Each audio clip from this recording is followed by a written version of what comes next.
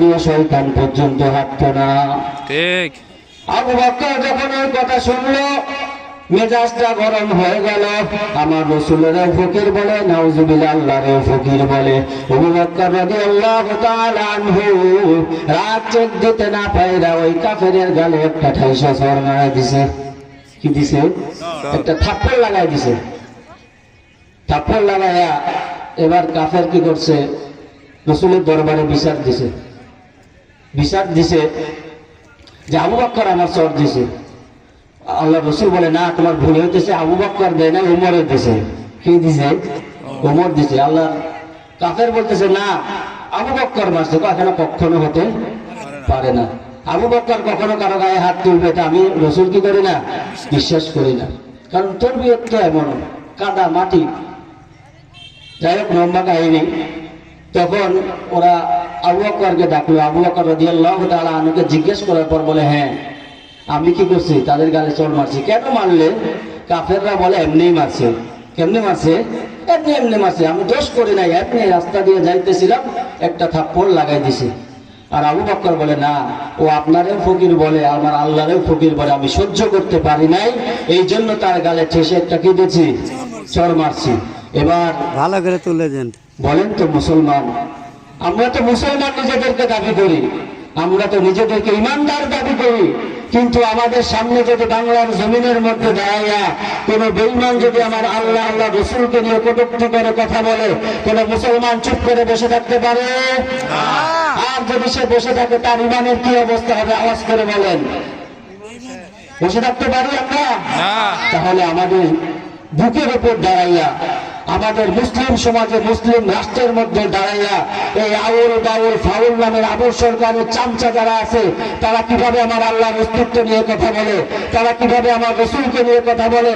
এই পাঁচবারের মুসলমান, যদি তোমাদের মধ্যে কোন রকমের ইমানের যদি স্পৃহা যদি থাকে, যদি তোমরা আল্লাহর অস্তিত্বকে যদি স্বীকার করো, নিজেকে যদি মুসলমান যদি পরিচয় দিতে চাও, আল্লাহর দুশমনের কোন পরিচয় এই বাংলার জমিনে থাকবে না। আওয়াজ করে বলেন ঠিক কিনা?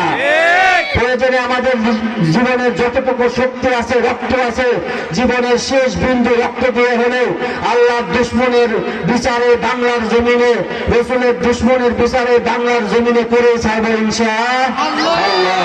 নাস্তিকতা নিপাত, দিন ইসলাম জিন্দাবাদ। নাস্তিকতা নিপাত, দিন ইসলাম জিন্দাবাদ। কোটি পানের একই আওয়াজ, খোদার দহি ছাড় পাবে না, এই বাংলায় ঠাই হবে না, মুসলমানরা জেগেছে আজ। বজ্রকণ্ঠে আওয়াজ তোলো, জোর কদমে সামনে চলে, সবাই মিলে একই সুরে দাও না স্লোগান, নারায়ে তাকবীর, আল্লাহু আকবার, নারায়ে তাকবীর, আল্লাহ। সকলে আল্লাহর নামটা জোরে আওয়াজ করে বলেন না, নারায়ে তাকবীর, আল্লাহু আকবার। দিন ইসলাম, দিন ইসলাম, দিন ইসলাম, দিন ইসলাম জিন্দাবাদ, জিন্দাবাদ। লিল্লাহি তাকবীর। তাহলে মুসলমান, আল্লাহ রাব্বুল আলামিনের দুশমনের বিচার বাংলার জমিনে হোক, এটা আপনারা চান কি চান না? মুসলমানদের বিপক্ষে যারা যাবে, ইসলামের বিপক্ষে যারা যাবে, তাদের ফাঁসি বাংলার জমিনে দৃষ্টান্তমূলক শাস্তি চান? কিন্তু দুই হাত আল্লাহকে তুলে দেখান। আল্লাহ রাব্বুল আলামিন আমাদের সকলের হাতকে কবুল করে নেন। আল্লাহ আপনার দুশমন, রাসূলের দুশমনের বিচার যেন আমরা বাংলার জমিনে করতে পারি, সেই তৌফিক দান করেন। সবাই বলেন আমিন। তাহলে 2 নম্বর গুণ কি? অনর্থক কথা বলা যাবে না। অনর্থক কথা, সহজ কথা হচ্ছে যে কথার মধ্যে দুনিয়ারও কোনো ফায়দা নাই, আখিরাতে কোনো ফায়দা নাই। সংক্ষিপ্ত আকারে বললাম, বিস্তারিত বলার সময় নাই। 3 নম্বর গুণ, আল্লাযীনা হুম লিয-যাকাতি ফাইলুন।